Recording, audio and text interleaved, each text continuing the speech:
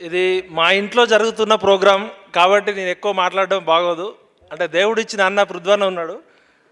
ఊపిరి ఉన్నంత వరకు అనుక్షణం ఆత్మగౌరవంతో పేద ప్రజల పక్షాన పాలకులను ధిక్కరించిన మొనగాడు ముచ్చర్ల సత్తన్న, మన తల్లి తెలంగాణ ముద్దు బిడ్డ.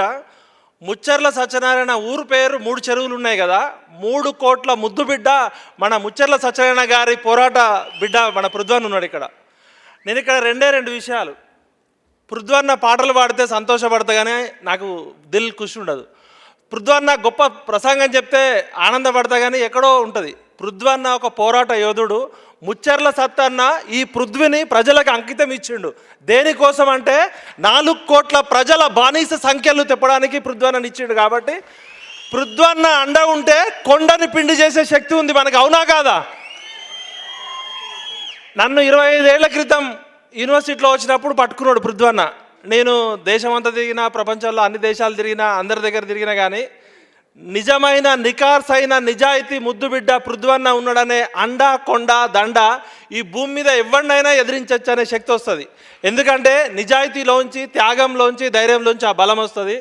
ఇక డైరెక్ట్ చల్లకొచ్చి ముంచదాటం కాకుండా మా రఘు ఇప్పుడు జై తెలంగాణ పేపర్ పెడతా అన్నాడు.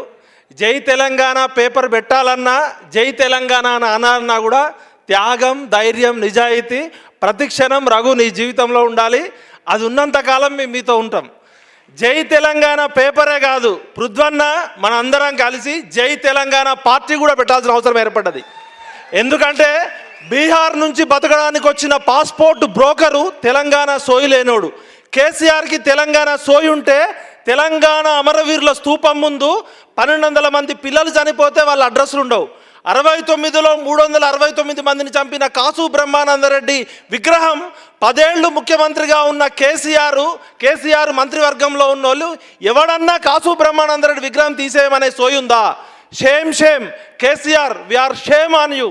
అదేవిధంగా టీఆర్ఎస్ పార్టీని బీఆర్ఎస్గా పాటిన బీహార్ బ్రోకర్కి తెలంగాణ సోయి లేదు.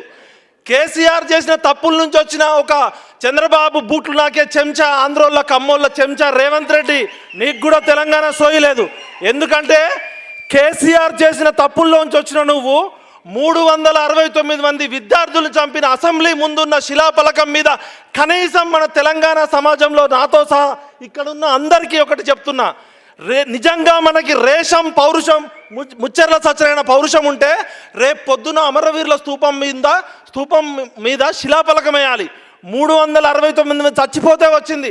ప్రపంచంలో ఎక్కడ ఇంతకన్నా సిగ్గుతప్పిన బతుకుండదు. ఎందుకంటే ఆ 369 చచ్చిపోకపోతే ఇవాళ తెలంగాణనే లేదు. అలాంటి చచ్చిపోయిన అమరవీరులను గుర్తుంచుకొని తెలంగాణ సోయిలని ఈ బద్మాష్ బాడుకావు ఈ రాజకీయ నాయకులని చెప్పులతో కొట్టాలి. ఎందుకంటే ఈ ప్రపంచంలోనే అత్యంత త్యాగం ప్రాణత్యాగం. అలాంటి ప్రాణత్యాగం చేసిన ఈ తెలంగాణ నేల తల్లి మట్టి బిడ్డ ముచ్చర్ల సత్యన్నకి నిజమైన నివాళి ఎప్పుడంటే జై తెలంగాణ పార్టీ రావాలి. పృథ్వన్న ఆధ్వర్యంలో నిజాయితీ నికార్సైన వాళ్ళందరూ అసెంబ్లీకి, పార్లమెంటుకు పోవాలి. అదే ముచ్చర్ల సత్యనారాయణ గారికి ఇచ్చే నిజమైన నివాళి. జై తెలంగాణ, జై ముచ్చర్ల సత్యనారాయణ.